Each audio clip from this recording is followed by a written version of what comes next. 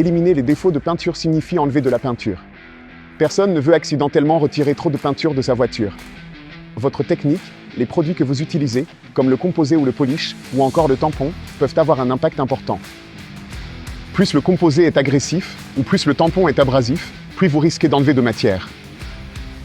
A l'inverse, des produits plus doux et moins agressifs enlèveront moins de peinture. Votre technique compte aussi. La vitesse à laquelle vous déplacez la polisseuse. La pression que vous appliquez sur la surface, tout cela joue un rôle.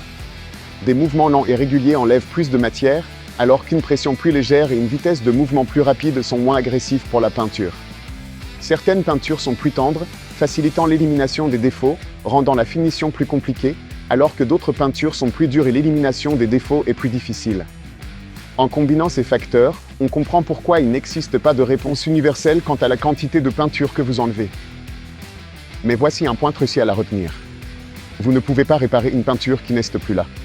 Si une rayure est trop profonde ou a trop pénétré dans la couche transparente ou la peinture, aucun polissage ne pourra la faire disparaître. Vous finirez simplement par diluer la couche transparente, ce qui n'est pas idéal. Comment savoir si vous avez assez de peinture pour travailler? Un outil qui peut vous aider est une jauge d'épaisseur de peinture. Ces appareils pratiques vous indiquent la quantité de peinture restante sur votre voiture. Nous recommandons de viser une épaisseur totale de peinture d'au moins 3000 ou 75 microns. C'est votre limite de sécurité. Une fois que vous vous en approchez, vous devez être particulièrement prudent pour ne pas en faire trop avec un polissage intensif ou un compoundage. Et en dessous de 75 microns, vous devriez éviter le polissage à la machine. Gardez que les voitures récentes ont peinture plus fine, tandis que les modèles plus anciens offrent plus de matière. N'oubliez pas de considérer l'historique du véhicule. A-t-il été poli? A-t-il eu un accident et des zones repeintes?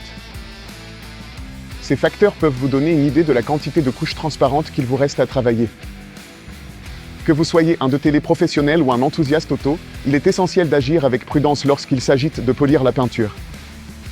En comprenant ces facteurs clés et en utilisant les bons outils, vous pouvez garder votre voiture à son meilleur tout en minimisant le risque d'endommager la peinture.